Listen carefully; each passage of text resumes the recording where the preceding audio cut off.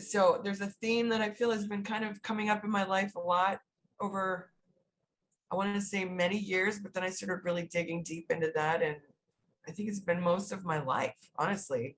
I tend to attract people in my life that I put my trust and faith in relationships and work situations across the board, really.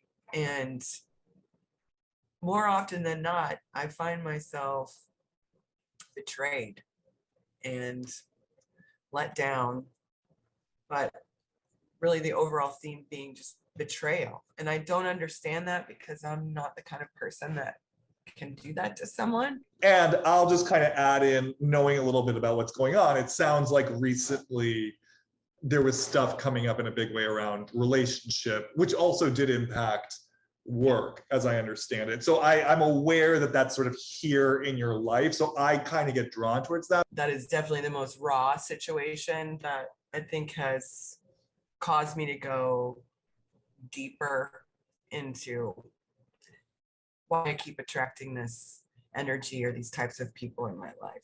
I am curious, in terms of the way that ended, though, was there something specific about the way that it ended that felt like a betrayal as opposed to like a breakup? Yeah, because we were working together on something that was really a passion project for me. It was his project, and he was the one who brought me in.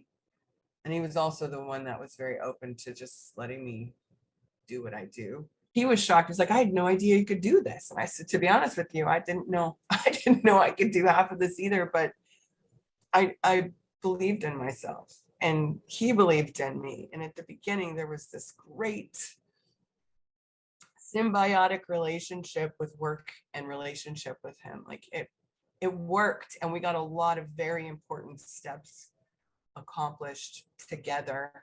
It was the first time anyone really gave me a chance to just be me and do all the different things that I've learned through my 51 years of experience. Like, it was all the skills and tools that I had built through all these years suddenly came to play.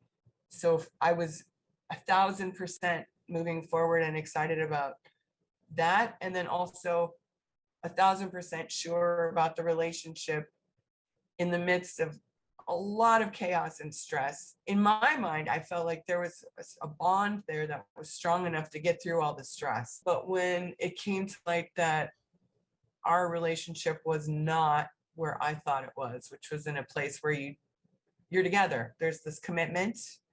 This sucks right now. It's hard, but we're going to figure out how to make this work, and we're going to make this project happen. And so when he basically became very clear that to him, he didn't want to deal with any of it. It was too much. It's too much stress. It was too much extra stuff to work through, and he just didn't have the bandwidth. For me, that was like, what do you mean? I thought we were like in a solid place. I never doubted that it would work. And so when it didn't, it was very hard to accept that. And so the event happened.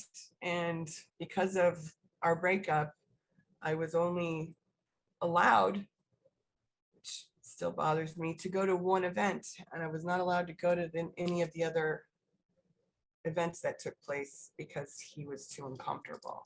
And that really hurt, like more than I could possibly describe. So I don't know where I'm going to go from here, because now I don't have a job. I don't have health insurance anymore. I got kind of left out in the cold in my relationship, my job, my living situation. And if I was a weak person, I'd be in the fetal position right now on the floor. What I hear over and over is like, there really feels like there's a place in you that's very willing to be in committed, mature partnership that's realistic and holds space for the person's humanity, and they hold space for your humanity. It's what I hear you saying. Like, I was in it. Yes, there are ups, there are downs. I'm willing to ride the wave. It sounds like you're not met there. So I think that's interesting. Like, yeah, there's a question of like, what is it in me that pushes away being met and committed relationship. Okay. Yeah, I like that. The wording of that. Actually, I think that's that's pretty heavy. So we're just going to create a space for Jerri's unconscious landscape and what part of her might be co-creating these situations. What part of her, yeah, what's the investment? What's the unconscious story that's been being written? And we'll see where it wants to go. How does that feel and sound? That sounds great.